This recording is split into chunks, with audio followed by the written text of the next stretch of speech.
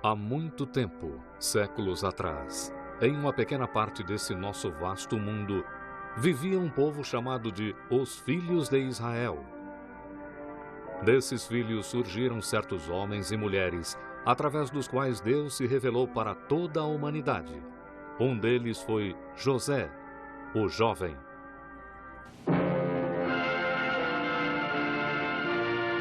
José, o jovem.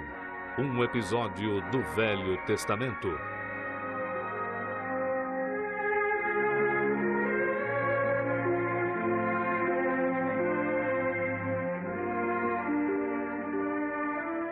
Versão brasileira, Estúdio de Cinema, São Paulo. Há quase 4.000 anos, vivia na terra de Canaã um homem com grandes riquezas e muitos filhos. Seu nome era Jacó. E como seu pai Isaque e seu avô Abraão, ele também era um adorador do único Deus verdadeiro.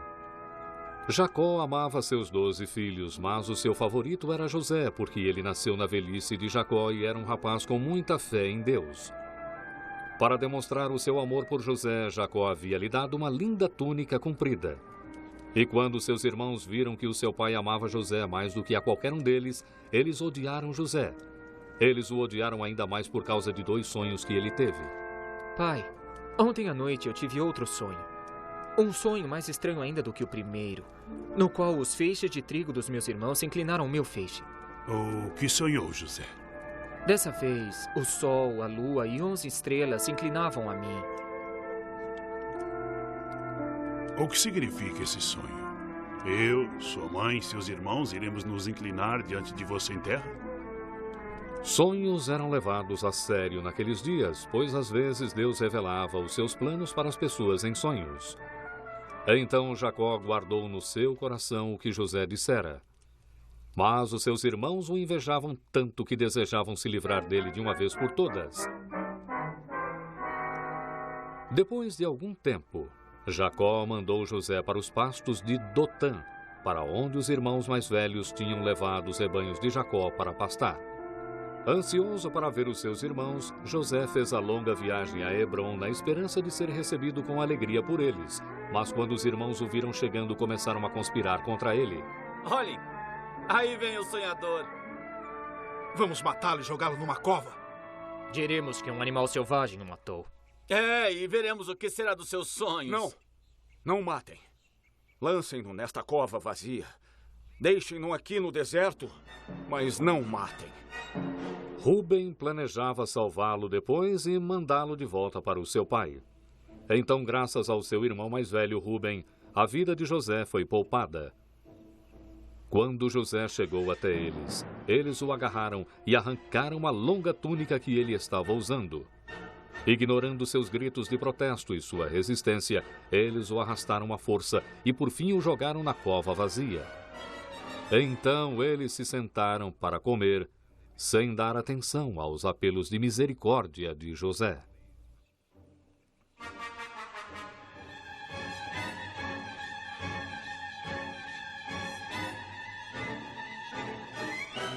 Olhem, lá vem uma caravana.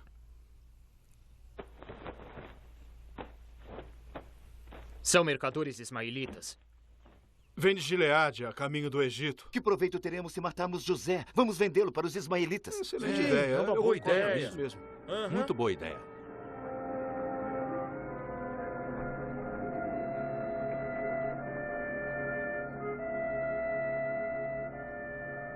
Então, 2 dos irmãos correram para saudar o líder da caravana, enquanto os outros voltaram para a cova para tirar José de lá. Não demorou muito para o líder da caravana perceber que poderia comprar um escravo por uma ninharia. Sem saber o destino que o aguardava, José estava feliz por sair da cova.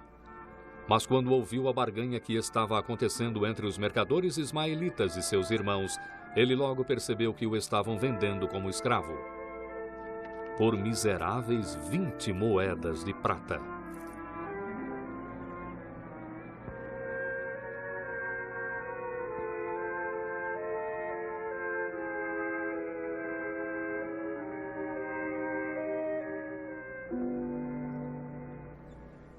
Arrancado do lar do seu pai e vendido como escravo pelos seus irmãos, José tinha apenas uma esperança e um conforto: Deus, em quem ele confiava.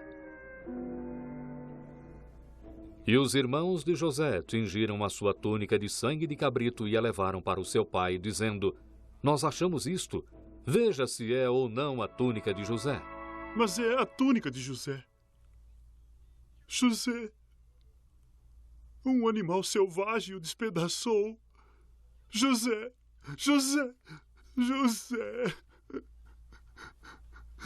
Não tente me consolar. Deixe-me descer até a sepultura de meu filho.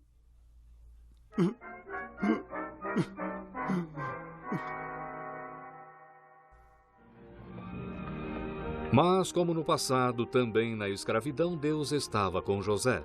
Ele foi vendido para um egípcio gentil e rico de nome Potifar, que era um oficial de Faraó, soberano do Egito.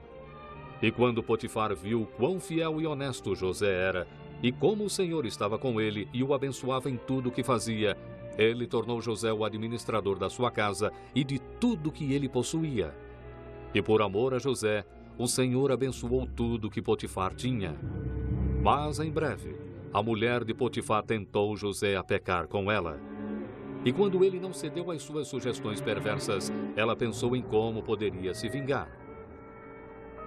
Assim, quando ela contou mentiras sobre José, o seu marido, Potifar acreditou nela e ordenou que José fosse jogado na prisão. Isso era uma punição injusta. Mas José se lembrou de como Deus o salvara de outros infortúnios e ele continuou acreditando nos planos de Deus para ele.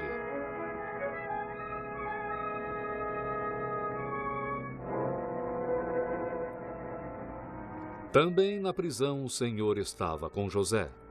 Logo o carcereiro colocou José no comando de todos os outros prisioneiros. Depois de algum tempo, José conheceu o copeiro do rei que era encarregado dos vinhos do faraó, e também o padeiro do rei. Ambos enfureceram muito o faraó e foram jogados na prisão. Por que estão tristes hoje? Nós temos tido sonhos muito estranhos. E ninguém consegue nos dizer o que significam. Deus não é o único que pode nos dizer o que significam? Mas por que não me contam o que sonharam? No meu sonho, eu vi uma grande videira. E a videira tinha 3 ramos. Assim que a videira brotou, os cachos amadureceram em uvas. E o copo do faraó estava na minha mão. Eu tomei as uvas e espremi o suco no seu copo. E dei o copo na mão do faraó. A interpretação é esta. Os 3 ramos são 3 dias. Dentro de 3 dias, o faraó lhe restaurará o seu ofício e dará o copo ao faraó como costumava fazer quando era seu copeiro. Mas lembre-se de mim quando estiver com o faraó de novo. Seja gentil e fale de mim a ele e tire-me dessa prisão. Pois eu fui roubado da terra dos hebreus e também aqui não fiz nada para merecer estar nesse calabouço. Quando o padeiro viu que o sonho do copeiro tinha um significado bom, ele disse para José: Eu também tive um sonho. Então o padeiro contou o seu sonho, mas dessa vez o significado não era bom.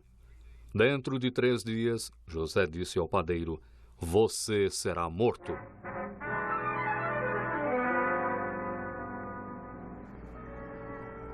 Tudo aconteceu exatamente como José havia previsto.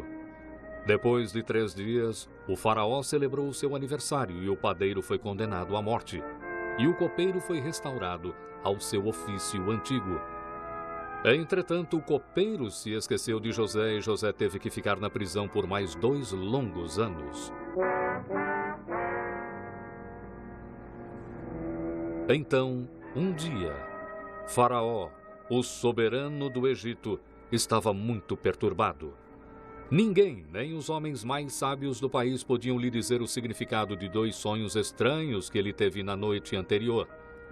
Ele chamou todos os magos do Egito, mas nenhum deles podia dizer a Faraó o que os sonhos significavam. Por fim, o copeiro se lembrou de José e correu para contar a Faraó sobre o jovem prisioneiro hebreu que interpretara corretamente o seu sonho. Faraó mandou buscar José imediatamente. José, barbeado e vestindo roupas limpas, foi logo levado perante o rei. Ouvi dizer que quando você ouve um sonho, pode dizer o que ele significa? Não, eu não tenho esse poder, Senhor. Mas Deus dará uma resposta ao faraó que o ajudará. No meu sonho, eu estava em pé na margem do Nilo, quando 7 vacas, gordas e formosas, saíram do rio e então pastaram no pasto ali perto. Depois delas, saíram outras 7 vacas, magras e muito feias, como eu nunca vi em toda a terra do Egito. E as vacas magras e feias engoliram as primeiras 7 vacas gordas. Mas quando elas as comeram, não parecia que as tinham comido, pois as vacas feias continuavam magras como eram antes. Então eu acordei. Em um segundo sonho, eu vi 7 espigas de grão, cheias e boas, crescendo no mesmo tronco. E depois delas, brotaram 7 espigas secas, miúdas e queimadas do vento oriental. E as espigas miúdas devoraram as 7 espigas boas. Eu contei os meus sonhos aos magos, mas ninguém pôde me dizer o que significam. Os sonhos do faraó só significam uma coisa. Deus revelou ao faraó o que ele há de fazer. As 7 vacas formosas são 7 anos, e as 7 espigas boas são 7 anos. Os 2 sonhos têm o mesmo significado. As 7 vacas magras e feias e as 7 espigas miúdas significam 7 anos ruins, 7 anos de fome. É como eu disse ao faraó. Deus mostrou ao faraó o que ele há de fazer. Haverá 7 anos de grande fartura em toda a terra do Egito. Então 7 anos de fome consumirão a terra. E essa fome será tão grave que as pessoas não se lembrarão de toda a fartura que havia no Egito. O fato do faraó ter tido 2 sonhos mostra que Deus está determinado a fazer isso e que ele o fará em breve.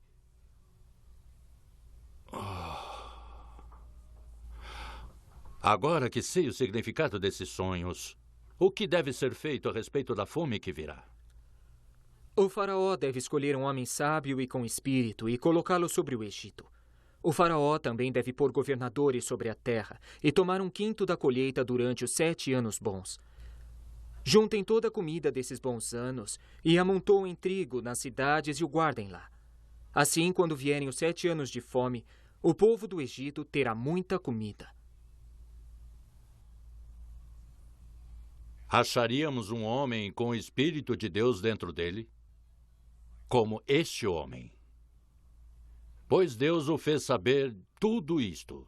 Ninguém há tão entendido e sábio como você. Será encarregado do meu palácio, e todo o meu povo fará o que você mandar. Somente no trono eu serei maior que você. Eu o coloco sobre toda a terra do Egito.